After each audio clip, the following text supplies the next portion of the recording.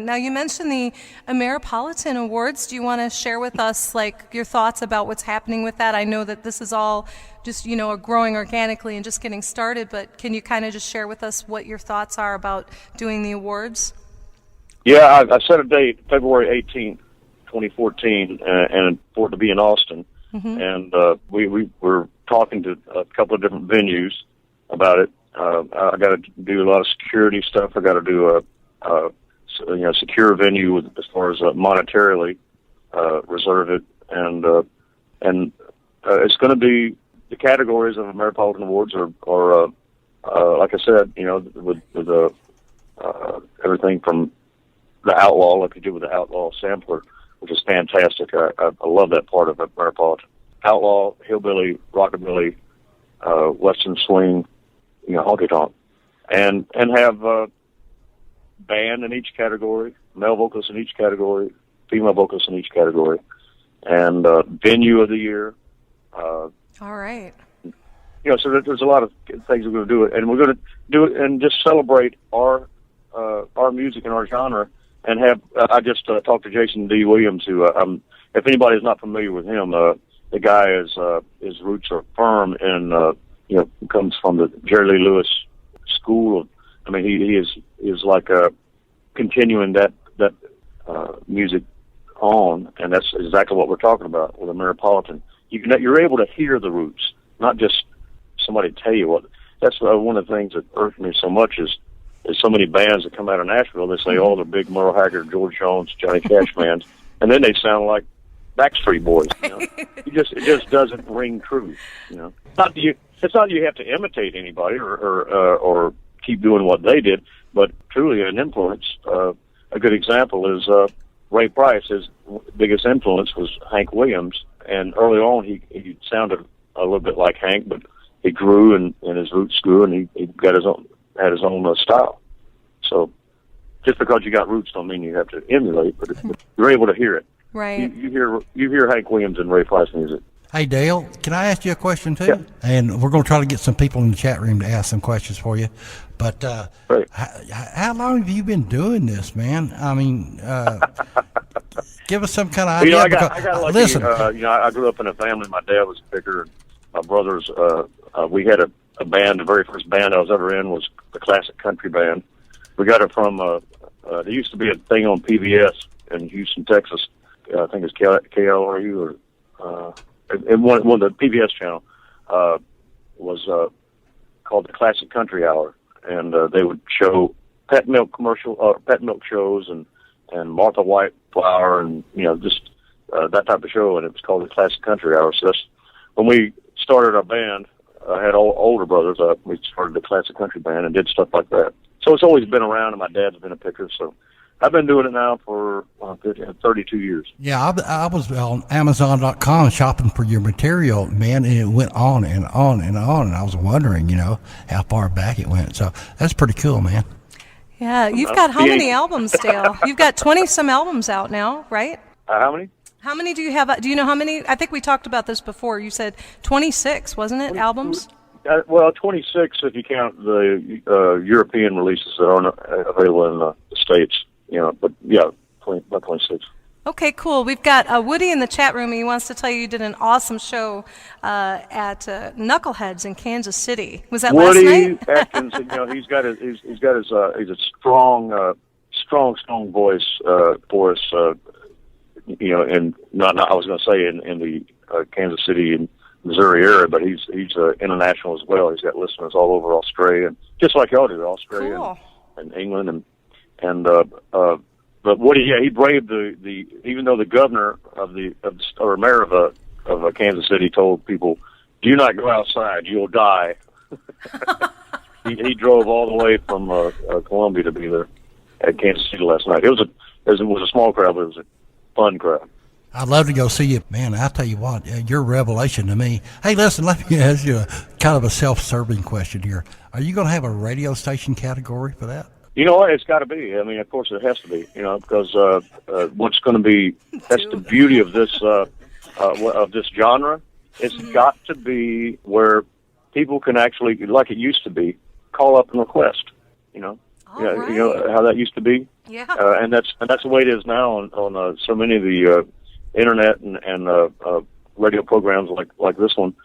People call up and can actually request something, and instead of somebody go, "Oh, I'm sorry, that's not on the playlist." Right. Yeah. And not have the same 10 songs on the playlist. Exactly. Yeah. Man, well, let's talk a little bit about El Rancho Azul too, Dale. I know you got a show tonight, so I don't know how much time you got, but your new record, we were played a couple tracks from Dalevis too, which I just love. It was great, and people can buy that on your website, right? They want to know. They've been hearing it. Yeah, so. Elvis is available on the website. It's more of a vanity project for me because I go to Sun Studios and record the songs that I wrote that are inspired by Elvis stuff. You know, Sun Studios was just everything that came out of there was a big influence on me. You know, from Johnny Cash, Carl Perkins to Elvis. I toured that place. That place is awesome, man. Yeah, I go there quite a bit, and the people that run it are dear friends, and yes, it's kind of like my home studio now. Well, I like to feel at home there. Poor you. Right. I realize it might be a little bragging there. But Hey, it really is. I would. They treat Believe me me. good over there.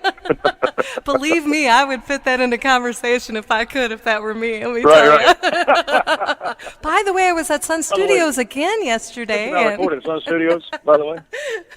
Did I mention I recorded at Sun Studios, by the way? That's right. Did you mention?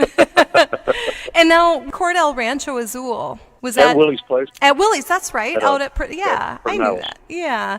And how's it? You know, we've That's got another this place new. that's really comfortable, and they treat you so good, and it's not a lot of studios are clock watchers, but not these folks. Right. Good-hearted folks and good vibes in there. Great drum sound. Everything's great. Love it and love the album. You've really been making. I'm laughing because all these other charts and all these other genres are like scoping out El Rancho Azul now, which is kind of. I find this very. Have you noticed that? Like you're on like Americana and and the country, and isn't that cool? And it's like. Well, the thing is, Americana is really the closest thing to a home that our music has, but it still really is not. I don't expect it to go any further than where it's at on the Americana chart, just for the simple reason that when you're up against people like Neil Young, right, Bonnie Raitt, and Robert Plant and Bonnie Raitt. Yeah, I mean it's just not going to happen. It's it's a total different type of focus. And I'm not knocking it either. I wish all of them more success. I love that Americana's out there because it gives it's music. It's a music genre with prominent rock and folk influence. Right. Where that's not what Ameripolitan is. Americana is prominent folk and rock influence. Ameripolitan is prominent roots influence, and it really does start. If anybody wonders how to separate Americana from Ameripolitan, is to find if their roots go to Woody Guthrie, or if their roots go to Jimmy Rogers.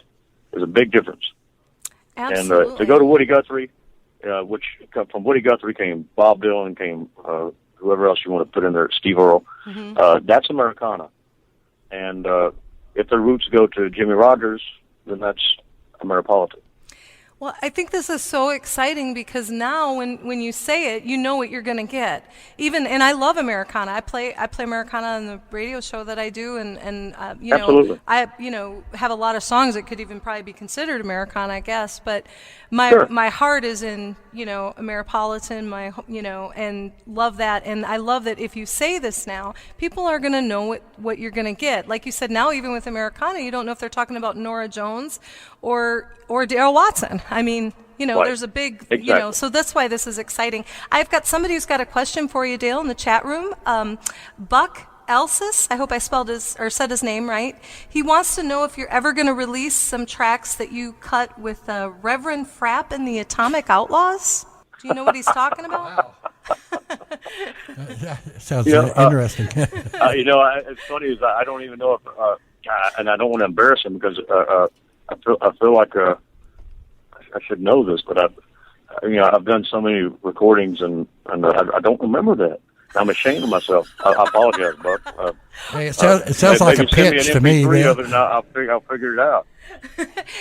He's pitching you, man. He's pitching you. That's what that is. Yeah. Go ahead and send me an MP3 to my Facebook, and especially if you got a recording of it. It sounds like a fun. I wish I did remember it. I'd love with a name like that. It sounded like it would have been a fun session. That's hilarious. Hey, Dale, do you have to go, or if we play a song, can you come back with us? Do you want us to wait to play Absolutely. and talk? Hey, Wonderful. Dale, let's try this. All right. All right. All right. Wait, just one sec. Can you talk a little bit about Where Do You Want It? You want to do that right now? Or Yeah, we're going to play this right now. Oh, okay.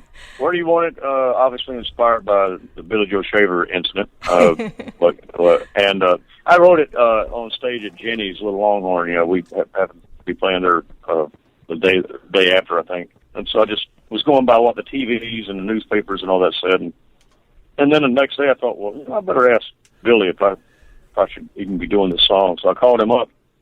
And I said, Billy, I wrote this song. He said, that's good. And I said, it's called Where Do You Want It? He says, oh, that's bad. I said, well, look, I won't even do the song anymore. I'll just throw it away. He says, no, you keep doing that song. Songs are like children. I said, you just got the ugly youngin right there. So I said, you keep doing the song. Don't worry about it. And unfortunately, it ended up going into the trial and giving him a little bit of grief. But he had to explain to it, look, I don't control what he's writing. I didn't tell him nothing. He's writing what the papers wrote, about. So he had to depend me on that, and he's a good sport about it, though. He gives me the finger every time he sees me because of that song. But what's funny, if everybody knows Billy Joe Shaver his right hand don't have that many fingers. Right. So I said, Billy, it doesn't mean the same when you give me the finger. You don't got no middle finger. No, he's giving you the rock and roll sign, man. Rock on. That's right. Yeah, right. Pretty much right. Oh, this is our guest here on the first Ameripolitan Live San Antonio show, and only Dale Watson with Where Do You Want It? And hopefully we'll be back with Dale. Hit on Billy's wilder side. Billy had the nerve. Oh, yeah. That old boy jumped right on it. Billy asked him, where do